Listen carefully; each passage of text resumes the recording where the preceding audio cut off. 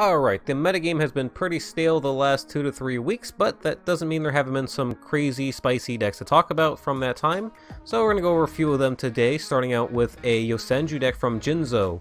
This was a first place deck in the GG Tour D Elite tournament. This is actually a pretty big 300 player tournament, so this was not like a small accomplishment by any means. The main reason why I want to mention this deck today. Yeah, it was a pretty big event. It's not too different than the yosenju decks we've seen featured on the channel in the past. I believe we featured them in the past with the hand traps with the yosenju Oyam and the Kite Roid, running the Drowning Mirror Force with the other yosenju trap cards. Got a lot of ways to bounce your opponent's monsters back. And just sort of normal shenanigans we've seen from yosenju decks. Nothing too special from that end. Just a heck of an achievement though. Just with such a big tournament and so many blue eyes and seraph decks running around right now for that to be able to come out in first place ahead of all those other decks. So congratulations to him. Alright, next we have Dylligraphy with a King of Games deck with Cubics. This is using the skill that got a buff recently, allowing Cubics to use non-Cubic spell and trap cards. Here we're using all discard hand traps with this one. 3 Raigeki Break, a Karma Cut, 2 Hard Life Barrier, so I'm taking that approach of sticking some of those Cubic cards in the graveyard, which have effects you can activate when they're in the grave, so it's another way to go about it. I think it's glad to see where this deck's able to go now that they can use these sort of non-cubic spells and trap cards. So some of them interested to trap myself. Okay, so this I gotta bring up the name. This is a cyberdark desperado deck, is what he calls it. So this is a mishmash of a whole bunch of different strategies here. We got Desperado, we got Cyberdragon, we got Cyberdark, we got a Chaos monster in there. So yeah, this is just a crazy thing. It's a lot of Cyberdragon cards. We're using the Cyber Skill, Cyber Core, the spell cards to build a fusion summon, one of the trap. So that's kind of like the main strategy deck, but you're also running a significant number of Cyberdark monsters in there as well. 3 Desperado with 3 Tempest to search with it, giving you the hand traps. And as I mentioned before, the 2 Levianeer as well. So yeah, definitely interesting deck. Just a mix of a whole bunch of different strategies. This was a spicy win streak deck, so 5 wins at Legend rank or higher. So pretty interesting though. Alright, next up we have a Seraph deck, and I know I feature a lot of Seraph decks every week because it's one of the only ways that some of these rogue spicy decks can compete, but this is actually one where I think the other half of the engine pulls its own weight in Dark Magician. The Dark Magical Circle and the Navigation is still a very strong play against a lot of decks, and they really do complement each other well. The Seraph combo a lot of time helps you draw into your Dark Magician Navigation, which will finish the game a lot of times if your Seraph combo doesn't. And vice versa. Your Dark Magician combo offers a great early game play, and your Magical Circle can help you stack your deck and get your stick and share combo to hand when the next turn. And so it's really complementary, these two strategies, and I feel they go really well together. This was a top 32 list from the MCS from Raw, but we've been seeing this deck have some success here over the past few weeks, winning a tournament during that time as well. So definitely something to check out. We'll see how this deck does going forward once we get a new ban list, a new box comes out. Speaking of a deck that we're going to have to check out once a new box comes out that we just got leaked, Dark World. So, Dark World, mixing up with Seraph here. This is actually another combination that goes fairly well together. The Dark World cards like Dealings and the Drag Down and the Snow allow you to search through and draw through your deck and search through it pretty quickly, getting to the Seraph combo as quickly as humanly possible. So this is actually a concept I've toyed with myself, but I wasn't able to make it work out. But November Ajax was able to make it work out, hit King of Games with this deck. So congratulations to Ajax managing to do that. Interested to see where this deck goes here now that we have the new support coming out. Graph is a huge addition to the Dark World deck. Should be able to see it function just fine without the stick and chair combo. Alright, next we have an Evilswarm deck from Shadow Edge. We had King of Games with this. I've seen a couple different Evilswarm lists out there debating on how many Rescue Rapids to run. I think a lot of them are just cutting it down to 1. I kind of wish we could find a way to squeeze more in there. It's just I know there's consistency issue there. It's just difficult to make it work out.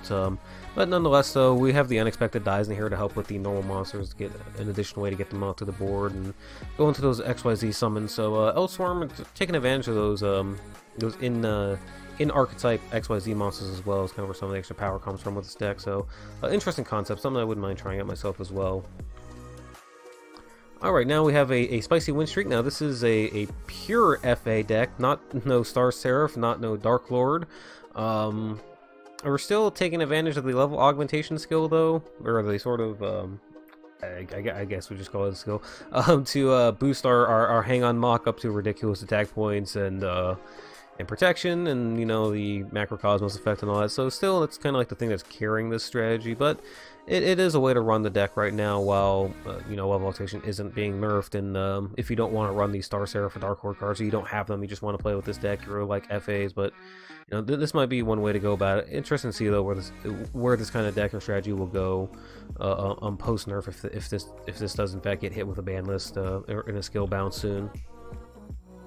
Alright, next up we have a Gusto deck from Whirlwynd. Now, I am a huge fan of Pilika and anything in any deck involving her, so really happy to see someone using a Gusto deck and being able to find a way to squeeze her in there. Taking advantage of a lot of trap cards in this deck too. It's endless trap hole. It's a 30 card deck. It's a pretty thick list. But yeah, that's the other part is kind of carrying the deck here. But also running the Whirlwinds and the Lava Golems, so you got a lot of just sort of stall and just odd techniques you can do with this deck to try to just burn out your opponent with back row. But it's still an interesting list. So I'm gonna try to give myself a try as well, just because I do really like the Pilika. It's one of my favorite cards in the TCG. That's I wish could see more play if it had been better. But hopefully we'll get a chance to use it more in Duel Links. Alright, so this is the first one of these we've done since Harpies have been out. So we got a couple different Harpie lists to feature here. First one is from Dennis EG. This was a top 8 deck list in the MCS. So this is one approach that people have been going with. It's sort of the smaller deck approach. A lot of people running the Swallow's Nest as a way to get out your ideal Harpie to the board to be able to combo off. I've seen a lot of people running the Head Judging as well. Certainly can shut down effects, steal monsters, super powerful card. Able to take advantage of the Lightning Vortex here as well. Offerings of Doom as some additional back row options, but you find that a lot of these Harpie lists are pretty much running the exact same monster lineup though, just about, unless they're running like a full 30 on list. The standard just seems to be these 3 Channel, 3 Perfumer, 2 Harpie Lady 1, and then either 1 Harpist or 3 Harpist if you're running like the full 30 card deck. So this is kind of an in-between 25 cards, utilizing the other strategy with the Neos Fusion. This basically just allows you to send the Harpist from your deck to the graveyard with that and be able to get your Channeler or Perfumer to hand the next or at the end of the turn. So it's just a nice way to also just put additional damage or an additional body on the board as well. I definitely think this is a really solid way to go with the deck also. You don't need to run the Neos Fusion. This deck can have plenty of success with or without. This one was a top 16 MCS list from Luke Tyler, so there's definitely plenty of ways to run this deck. I think a lot of people are leaning more towards the 30 card variant now, but we'll see what happens now that Oracle is out, as people are refreshing their decks with that card and trying to figure out how to best squeeze that into their list. So we'll see going forward. Plus, we of course have the ban list and all that stuff coming out. We'll see if Neos Fusion is still going to be a viable option for Harpie ladies or not. Alright, so Karakuri, Judai had a spicy win streak with this deck. Karakuri, of course, was hit pretty hard with a couple different ban lists and now is just completely evaporated from the metagame. We still are using all those hit cards here and combining it with the gadget strategy to try to make things happen. So it seems to work here. Managed to get some wins with it, and you know, not sure what to do with Karakuri at this point, just because it's just disappointed to see how bad they got hit. I mean, I understand why it had to happen because they were certainly broken in the state that they were in, but yeah, right now they're hurting. they definitely need some help in some kind of way. Alright, Makkura had a spicy win streak with this deck. Now this was a Rikka deck. I wanted to feature this because we haven't really seen too many Rikka decks have success since the skill got hit. Every other Rikka deck I've pretty much seen that was either a King of Games deck or a spicy win streak deck was utilizing the old skill that's been nerfed. So it's good to see someone being able to have some success using, you know, one of the other, you know, skills after post nerf. Level duplication in this case here, but still, Rikka plants, they need a little bit of help now. Ever since they lost that skill, they need something to put them into real heavy competition with the other decks that are currently around in the game.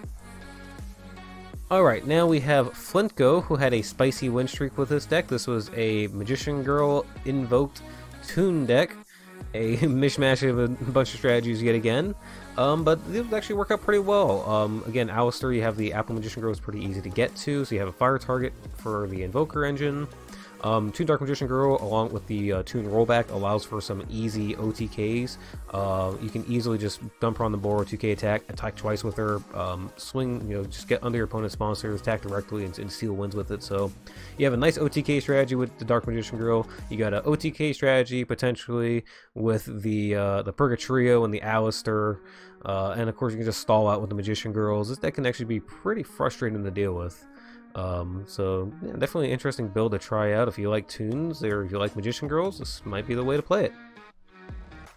Alright, and that is all the deck lists for this week, so we're going to be doing another one here. Coming up next week, we'll be caught up finally over these past few weeks and get back to the sort of weekly grind with these. But thank you guys for tuning in. So if you guys like the content, be sure to like and subscribe, and we'll be coming forward with more of these videos in the future. So thank you guys very much for watching.